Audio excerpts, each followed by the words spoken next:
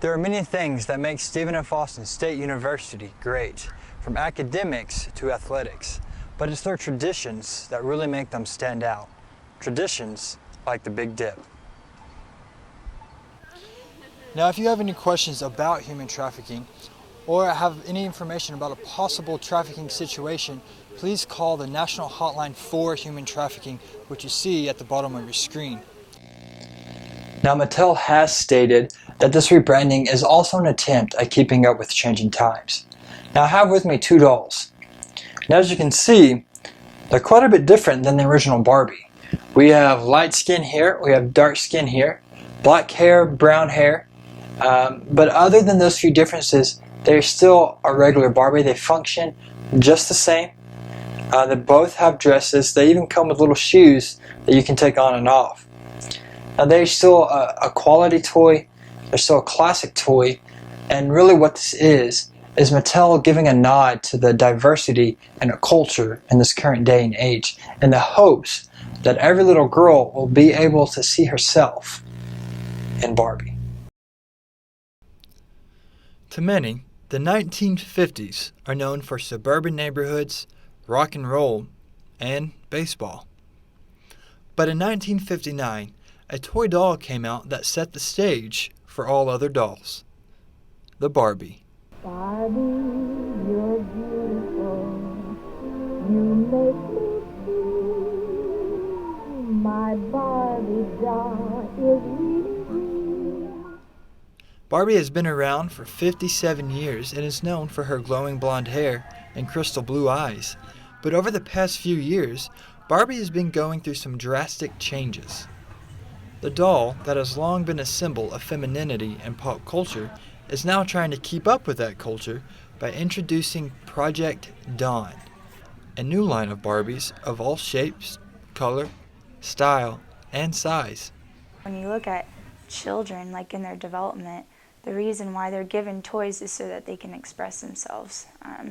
And so little girls, when they're handed a Barbie doll, even I played with Barbie dolls, you're given this image to look up to over years, and the image that it has always been is tall, skinny, with heels, lots of makeup, blonde hair, that type of image, but there has never really been another image. The rebranding comes after Barbie's company Mattel took a 14% sales drop in 2014, leading to the dethronement of Barbie by Frozen's Elsa as most popular girls' doll, and to Lego becoming the largest toy company in the world.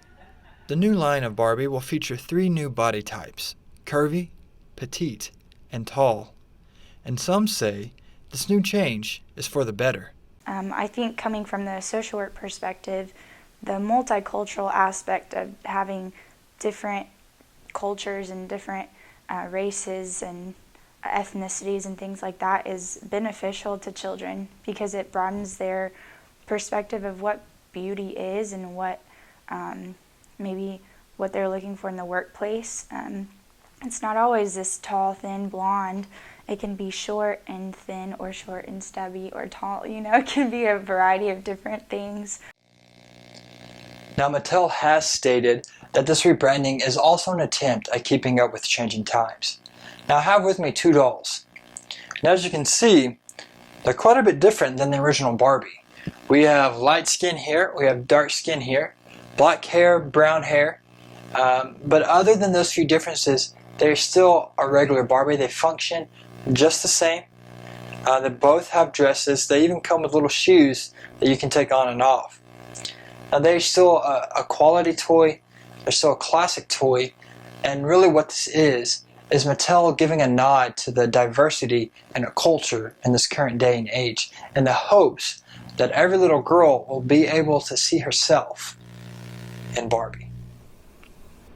This has been Colton Webb with NAC Edition.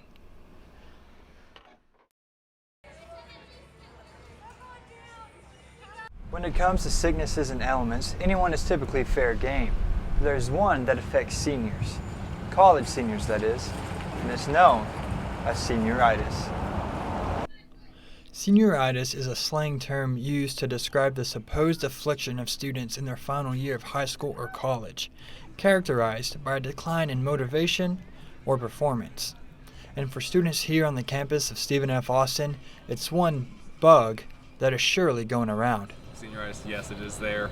But for me, I do definitely, I have to kind of on the zone of, I'm on the fence with some classes of actually passing or failing. So I do have to continue to try and work. But do I want to? No. But we're going to keep on going anyway. The topic of senioritis is one that is often joked about. It has been the subject of many mockumentary-style YouTube videos poking fun at the symptoms of this make-believe disease. But just how fatal can this virus be? Senioritis can be very, very serious because here you are, you've been in college 4 years minimum, and you are faced with going into the job world. And the way it is today, it is not the easiest task, project, whatever in the world to find a job. And to me, this would be very, very scary. Senioritis typically results from students working their hardest and cramming information to work toward a specific grade instead of learning and retaining the topic at hand. But the cure to this phenomenon is quite simple. Don't slough off. I mean, you need to maintain your grades. You don't want to come up your last semester and fail a class because you have been lazy. I think motivation is very, very important, self-motivation. Now, despite the ease of prevention, senioritis continues to be one of those ailments that you just can't shake. Reporting for NAC Edition, this has been Colton Webb.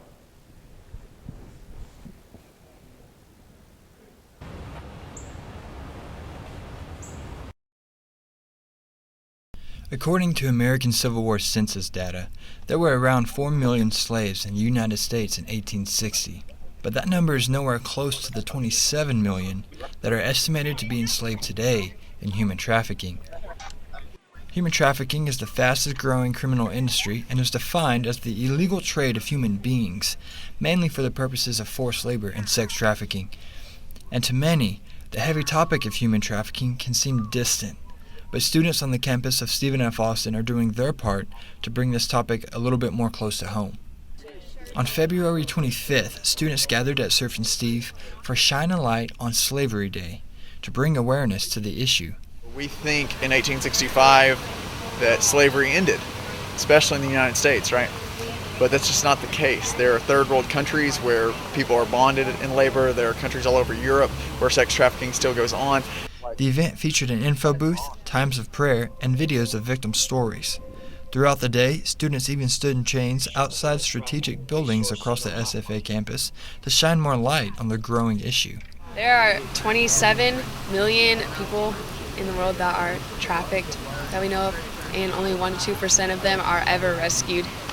So there's a lot of people that we just never hear their stories, and we never know how they got to where they are. They never get out of where they are. And a lot of them are women and children. The average age that people are put into this trafficking is 12 to 15. According to the End It movement, an organization dedicated to fight the issue, human trafficking is the second largest global organized crime, generating an annual revenue of $150.2 billion, or $411.5 million per day. And it's not just global. Houston ranks among the top cities for human trafficking in the U.S., and 2 Nacogdoches residents were arrested in 2014 for being a part of a labor trafficking ring at Asian City. And even America's biggest sporting event has a bigger involvement than you would think. Because the Super Bowl is such an important event and a lot of people come together and celebrate it the entire weekend, it provides a lot of the clientele in the sex industry. So pimps will come and bring their girls with them, and because that's where the business is big and they can make a lot of money. Now, if you have any questions about human trafficking or have any information about a possible trafficking situation, please call the National Hotline for Human Trafficking, which you see at the bottom of your screen. Now, despite these alarming statistics, the students here at Stephen F. Austin are still working hard to shine a light on modern-day slavery and to be a voice for the voiceless, in the hopes of bringing awareness, prevention, rescue, and restoration. This has been Colton Webb with NAC Edition.